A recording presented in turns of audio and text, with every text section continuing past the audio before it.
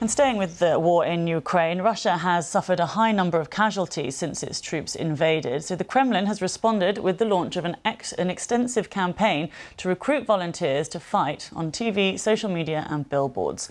They've promised huge sums of money and other perks, but many are given little or no training and are sent straight to the front line. Will Vernon reports from Moscow.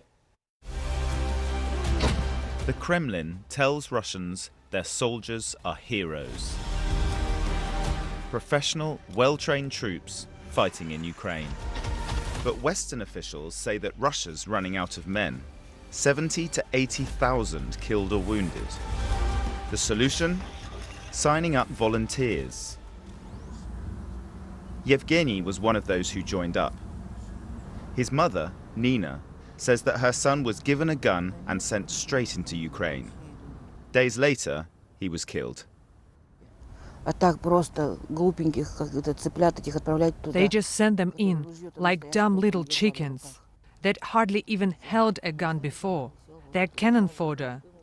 The generals think, we've got a volunteer, great, in you go. In these videos, volunteers are promised huge sums of money and even plots of land. They're now a common sight on social media. But recruiting is being done in more traditional ways too. This announcement talks about the creation of 2 new volunteer brigades. It's urging local people here to sign up to fight in Ukraine. And this is a message that's being repeated right across the country. On TV, on social media, on billboards. It's a large-scale recruitment campaign for the Russian army. We should bomb them. I'd give them what for, this man said. If I were young, I'd go. It's too painful to talk about, this lady told me. Why go? Only their bodies will be brought back. But can Russia win this war with a volunteer army? This is, I think, not the type of the soldiers that are needed to victorious war. The main problem is not with the quantity of people, but with the qualities, with their motivation.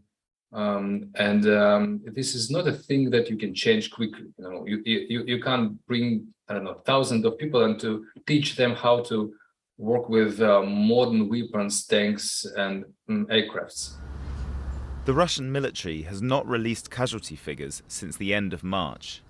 But Nina knows that large numbers are dying in Ukraine.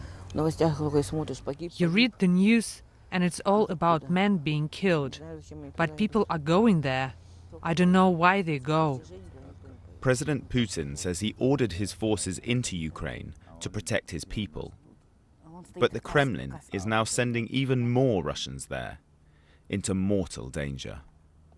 Will Vernon, BBC News, Moscow.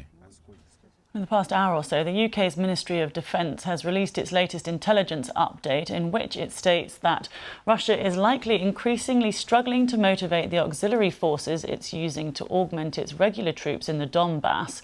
Commanders are probably resorting to direct financial incentives, while some combat units are deemed unreliable for offensive operations. A consistent contributing factor to these problems is Russia's classification of the war as a special military operation, which limits the state's powers of legal coercion. Well, joining me now is military and security expert Professor Paul Moorcroft. What do you make of what you've just heard there in Will Vernon's report and from the MOD? Well, first of all, the MOD, as Churchill said, there's one thing worse than fighting with allies, and that's fighting without them. The Russians are using typical strategies of using auxiliary forces. It is odd that the 2 republics forces in the Donbass are playing up. I would like some more detail. Not that I'm doubting my former ministry's information, but I'm a little bit skeptical. And also, the other point about why is Putin so proud that he won't declare a national emergency, and which will allow him to use some of the conscript and reserves and so on. because all the other tactics have failed. They've been using allegedly up to 20,000, that's figures too inflated in my view, volunteers from Syria and Libya. As one intelligence official said, sending Syrians to fight in Ukraine is like sending Martians to fight on the moon. So it does show the desperation of the Russians. It's the same old problem. Although there's been some modernization under Putin, the armed forces still have the same problems of command and control, coordination, the leadership quality of officers. There's so many problems in the Russian forces. On the other hand, they're quite resilient, as they showed in the Second World War. So we shouldn't emphasize too much the Russians are being too demoralized, too weak after 6 months of fighting. And just to explain, though, because with your military background, what it's like when people who aren't trained at all come in to fight alongside those who are. What impact does it have on those who are already there? Well, it's extremely demoralizing. It's like there used to be calls in Britain for conscription. And of course, we've got an all-regular volunteer army, although we use other forces as well, like Gurkhas. There's nothing worse than a well-motivated, trained, disciplined group of soldiers suddenly have a bunch of people fighting alongside them. Certainly that was my experience in, for example, Afghanistan in the 80s against the Russians.